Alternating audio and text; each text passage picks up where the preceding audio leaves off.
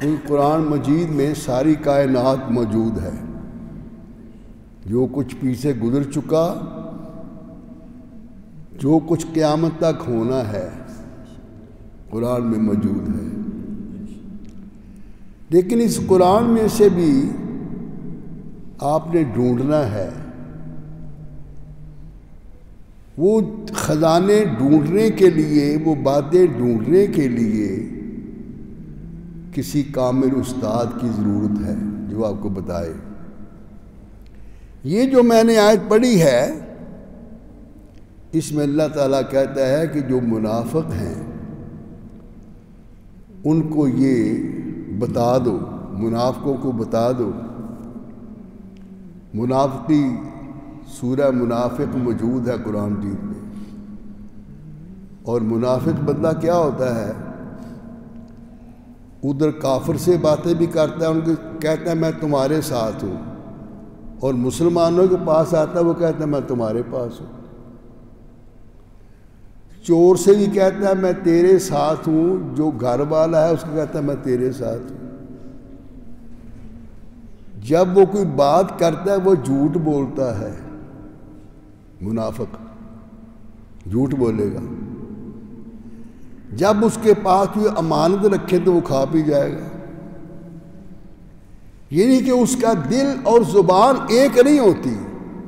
سب کے سبحان اللہ۔ اصل بات دل کی ہے کہ دل جو ہے اس کے اندر آپ کی روح ہے، بلکہ روح جو ہے یہ آپ کے جسم کے ایک ایک قطرے کے اندر، ایک ایک لوں کے اندر یہ سیراب کر رہی ہے روح۔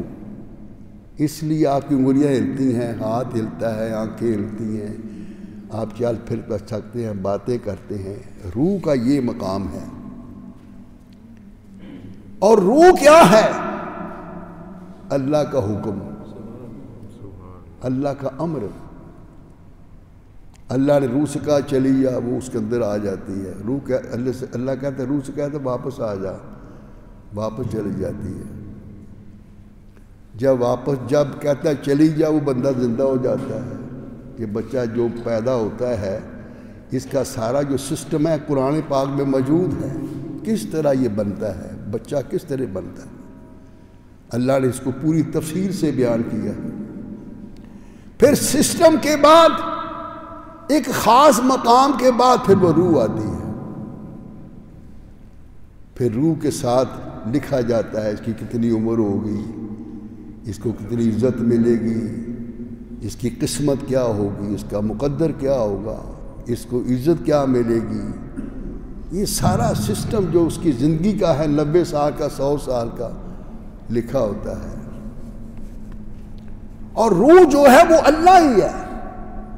روح سے مراد اللہ۔ ایک جنازہ گزرا، حضور صلی اللہ علیہ وسلم کھڑے تھے تو لوگ باتیں کر رہے تھے، یہ بڑا اچھا بندہ تھا، یہ بہت نیک آدمی تھا، یہ غریبوں کا خیال رکھتا تھا، یہ سچ بولتا تھا، یہ ہمسایوں سے محبت کرتا تھا، یہ ہر مسلمان کو پہلے سلام کرتا تھا۔ وہ بندہ اس کا واقف ہو یا نہ ہو اس کو سلام کرتا تھا۔ اس کی خوبیاں بیان کر رہے تھے اس بندے کی۔ کچھ لوگ کٹھے اس جنازہ جو جا رہا تھا اس کی خوبیاں بیان کر رہے تھے، نیکیاں بیان کر رہے تھے۔ تو حضور صلی اللہ علیہ وسلم نے فرمایا واجبت، اس کو واجب ہو، اس کو مل جائے۔ تھوڑی دیر کے بعد ایک اور جنازہ آیا تو اس کے بارے میں کچھ لوگ باتیں کر رہے تھے، یہ بندہ اچھا نہیں تھا، بڑا تنگ کرتا تھا، پیسے لے کر واپس نہیں کرتا تھا، ہمسایوں کو تنگ کرتا تھا، لڑائی جھگڑے کرتا تھا، اس سے بڑی پریشانی ہوئی تھی اور یہ بہت تنگ کرتا تھا، لوگ بڑے پریشان تھے، اس طرح کی باتیں کر رہے تھے لوگ۔ پھر حضور صلی اللہ علیہ وسلم نے فرمایا واجبت، اس کو بھی واجب ہو۔ جس کی تعریفیں ہو رہی تھی اس کو بھی فرمایا واجبت، جس کی برائیاں ہو رہی تھی اس کو فرمایا واجبت۔ تو صحابہ کرام نے عرض کی یا رسول اللہ سب کہیں صلی اللہ علیہ وسلم۔ یا رسول اللہ فدا کا امی و ابی، جب حضور کا ذکر نام لے تو ساتھ یہ کہنا ہے یا رسول اللہ فدا کا امی و ابی، ہمارا ماں باپ آپ کے قدموں پر قربان، صلی اللہ علیہ وسلم۔ یہ دونوں کو فرمایا باجابت۔ حضور نے فرمایا کہ جس کے بارے میں لوگ اچھی باتیں کر رہے تھے، جس کی تعریف کر رہے تھے، اس کی خوبیاں بیان کر رہے تھے، اس کے بارے میں اچھے خیالات ظاہر کر رہے تھے، تو میں نے کہا یا اللہ اس کو جنت دے دی، وجبت لہ الجنہ، اس کو جنت دے دی۔ ان بندوں کی گواہی سن کر حضور نے فیصلہ کر دیا۔ اس کا مقصد ہے کہ حضور جنت بھی دیتے ہیں، حضور جو چاہیں دے دیں۔ اللہ نے اپنے سارے خزانوں کی چابیاں حضور کو دی ہیں۔ اے میرے محبوب، میری ساری کائنات میری ہے تیرے اختیار میں، اور جس کے بارے میں لوگ ایسی باتیں کر رہے تھے، اس کی خوبیاں نہیں بیان کر رہے تھے، تو حضور نے فرمایا واجبت لہ الجہنم، یہ جہنم میں جائے۔ تو کہا یا رسول اللہ کیسے اندازہ لگا لیا؟ حضور نے فرمایا کہ ہر انسان کے اندر اللہ بستا ہے، اللہ رہتا ہے ہر انسان کے اندر۔ ہم گناہ گار ہیں، سیاہ کار ہیں، ہمارے اعمال اچھے نہیں ہیں، لیکن اللہ ہمارے اندر ہے۔ سب کہیں سبحان اللہ۔ اگر اللہ ہمارے اندر ہے تو ہمیں پھر اللہ کا یہ حکم ہے اس کے خلاف چلنے سے شرم آنی چاہیے، ہمیں خوف آنا چاہیے کہ اللہ ہمیں دیکھ رہا ہے۔ ہم لوگوں سے ڈرتے ہیں کوئی ہمیں دیکھ نہ لے۔ قرآن کی آیت آتی ہے نا، تم چھپ کر مشورے کرتے ہو، رات کو کرتے ہو، گھروں میں جا کر چھپ جاتے ہو، وہاں تم برائی کرتے ہو، غلط منصوبے بناتے ہو، تو اللہ تو تمہارے ساتھ ہوتا ہے۔ سب کے سبحان اللہ۔ اللہ تو تمہارے اندر ہے۔ لوگوں سے چھپتے ہو، اللہ سے نہیں چھپتے، اور اللہ سے کیسے چھپ سکتے ہو؟ ڈاکٹر صاحب اللہ سے کیسے چھپ سکتے؟ اللہ تعالیٰ فرماتا ہے میرے محبوب سے کہہ دو کہ میں تمہارے اندر ہوں، مجھے بھوک لگی تھی، تجھے پتا تھا یہ بھوکا ہے میرا ہمسایہ، تو نے مجھے کھانا نہ کھلایا۔ میں پیاسا تھا، تمہیں معلوم تھا کہ اس کو پیاس لگی یا پانی چاہیے، تو نے مجھے پانی نہ پلایا۔ میں بیمار ہو گیا، تو نے میری تیمارداری نہ کی، مجھے دوائی نہ لا کے دی، میری مدد نہ کی۔ یہ ساری باتیں وہ حضور فرماتے ہیں کہ اللہ تعالیٰ پوچھتا جاتا ہے، وہ بندہ بتاتا جاتا ہے۔ تو کہا یا اللہ تو بھوکا تھا، تمہیں کون کھانا کھلائے؟ تو بادشاہ ہے، تو کائنات کو کھانے کھلانے والا ہے۔ رب کہتا ہے فلاں بندہ تیرا ہمسایہ تھا، تمہیں معلوم تھا یہ بھوکا کیوں نہ کھانا، وہ میں تھا۔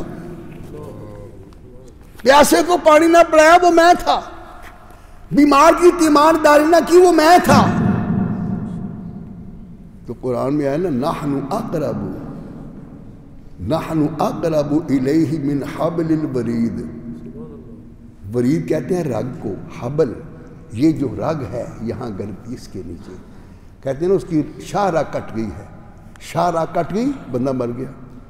تو اللہ کہتا ہے میں شاہراہ سے بھی زیادہ قریب ہوں۔ آپ کدھر جائیں گے؟ ہم جھوٹ بول دیتے ہیں، مکر کر دیتے ہیں، تو اللہ تعالیٰ یہ کہتا ہے کہ یہ جو منافقین ہیں ان کو بتا دو تمہارے لیے میں نے بہت بڑا عذاب عظیم تیار کیا ہوا ہے، تمہارے لیے عذاب ہے۔ آگے بتایا تم کیا کرتے ہو؟ تم مومنوں کو چھوڑ کر، مسلمانوں کو چھوڑ کر کافروں سے دوستی پیدا کرتے ہو۔ قرآن کی آیت آگے جو میں نے پڑھا، مومنوں کو چھوڑ کر، اولیاء کرام کو چھوڑ کر، انبیاء کرام کو چھوڑ کر تم کافروں سے دوستی پیدا کرتے ہو۔ آگے کیا فرمایا؟ دوستی پیدا کرتے ہو اس لیے کہ تمہیں یہاں سے عزت ملے گی، یہ امریکہ کا صدر ہے یہ مجھے عزت دے گا، یہ ہندوستان کا مودی حرامیہ مجھے عزت دے گا، یہ گندا بندہ مجھے عزت دے گا۔ یہ عزت تمہیں نہیں دے گا۔ ان العزت للہ جمیعا، ساری عزتیں اللہ کے پاس ہے۔ سب میں سبحان اللہ، ساری عزتیں اللہ کے پاس ہیں۔ جب ساری عزتیں اللہ کے پاس ہیں تو ہم یہ خوش آمدید کیوں کرتے ہیں؟ یہ حکومتیں دیکھیں ذرا، عہدہ لینے کے لیے وہ کیا کچھ نہیں کرتے، منسٹر بننے کے لیے کیا کچھ نہیں کرتے، کتنی گندگی ہے میں آپ کو بیان نہیں کر سکتا۔ ان کے جو ان کے مسام ہے نا، یہ جسم جو مسام ہے، جہاں بال ہے انسان کے جسم کے اوپر کتنے بال ہیں؟ انگنت بال ہیں، یہ مسام ہیں، ان کے سارے مسام بند ہو گئے۔ تو پھر اندر ایسی بات جائے گی، ایبتغون، تو تم عزت تلاش کرتے ہو؟ اللہ کہتا ہے ساری عزتیں تو میرے پاس ہیں۔ وَلَا يَحْزُنْكَ قَوْلُهُمْ، اے میرے محبوب جو کافروں کی باتیں ہیں ان کا غم نہ کیا کرو۔ دیکھو جی میرے محبوب، وَلَا يَحْزُنْكَ قَوْلُهُمْ، ان کی غلط باتوں کا فکر نہ کیا کرو، غم نہ کیا کرو۔ ان العزت للہ جمیعا، اور ساری عزت میرے پاس ہے۔ سبحان اللہ۔ اب دیکھ لیں، ایک بندہ بہت اونچے عہدے کا ہے، 100 مربع کا مالک ہے، وزیر اعظم ہے، صدر ہے، بادشاہ ہے، عزت نہیں ہے۔ عزت کہاں سے ملے گی؟ عزت غریبوں کی خدمت کرنے سے ملے گی۔ سبحان اللہ۔ عزت بھوکے کو کھانا کھلانے سے ملے گی، عزت پیاسے کو پانی دینے سے ملے گی، عزت آپ کو غریب کا خیال رکھنے کے بعد ملے گی، اس کا تحفظ کرنا، اللہ کی مخلوق کی خدمت کرنا، سب کا سامان ہے۔ انبیاء کرام نے کیا کام کیا ہے؟ 1,24,000 انبیاء کرام آئے تو اللہ نے کیا کہا کہ میری مخلوق کی خدمت کرنا۔ یا اللہ کوئی مسلمان ہے کوئی غیر مسلم ہے تو آپ نے کہا میری مخلوق تو ہے نا، جو میری مخلوق ہے وہ بے شک غیر مسلم ہے، اس کی بھی عزت کرو۔ اگر آپ غیر مسلم کی عزت کریں گے تو وہ آپ کے اسلام میں داخل ہو جائے گا۔ ایسے ہم نے بہت دیکھا۔ اللہ یا رسول اللہ، ہم نے بہت دیکھا ہے، آپ نے اچھا اخلاق پیش کیا، وہ بندہ آپ کے قریب آ گیا۔ اس لیے حضور نے فرمایا سلام کرو پہلے، یہ نہ دیکھو یہ میرا بندہ واقف ہے یا کوئی واقف نہیں ہے، تم پہلے سلام کرو۔ تو غیر مسلم کو سلام کرو گے تو وہ بھی آپ کو سلام کرے گا۔ سبحان اللہ۔ تو سلام کرنے سے جو کہ لنک پیدا ہوتا ہے، آپ نے سلام کیا، آپ اس کو نہیں جانتے لیکن اس کے دل میں آپ کی عزت پیدا ہو گئی۔ آپ دیکھ لیں، اس نے پہلے آپ کو سلام کیا، آپ کے دل میں اس کی عزت پیدا ہو گئی۔ آپ نے اس کو پہلے سلام کیا، اس کے دل میں آپ کی عزت پیدا ہو گئی۔ بہت میں نے باہر دیکھا ہے ملکوں کے اندر، گڈ مارننگ، وہ غیر مسلم ہے، وہ مجھے کہتا گڈ مارننگ، پھر جب میں دیر کے بعد ملا مجھے انگریزی میں کہتا تو اتنی دیر کہاں چلے گئے تھے، اتنی دیر کہاں چلے گئے تھے؟ تم مجھے سلام کرتے تھے، میں تجھے سلام کرتا تھا، تو تیرے سلام کرنے سے میری روح کو چین ملتا تھا، مجھے راحت ملتی تھی۔ اس لیے سلام پہلے کیا کرو۔ آخری بات، حضور نبی کریم صلی اللہ علیہ وسلم کی حدیث پاک، حضرت ابو ہریرہ کہتے ہیں یا رسول اللہ، قال قال رسول اللہ صلی اللہ علیہ وسلم، اچھا اسلام کیا ہے؟ اسلام اچھا کیا ہے؟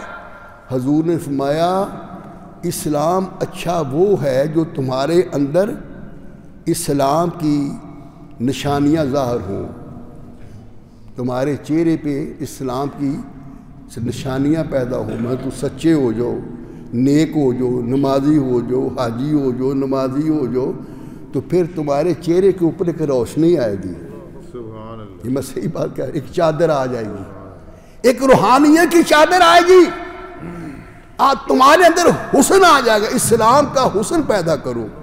تو پھر کیا ہوگا؟ جب حسن پیدا ہوگا تم ایک نیکی کرو گے تو اللہ حضور نے فرمایا ایک نیکی کرنے کے بدلے میں 10 نیکیوں سے 700 نیکیاں تیرے اعمال میں لکھی جائیں گی. سبحان اللہ. یہ میرے پاس لکھی ہوئی ٹائم تھوڑا ہے.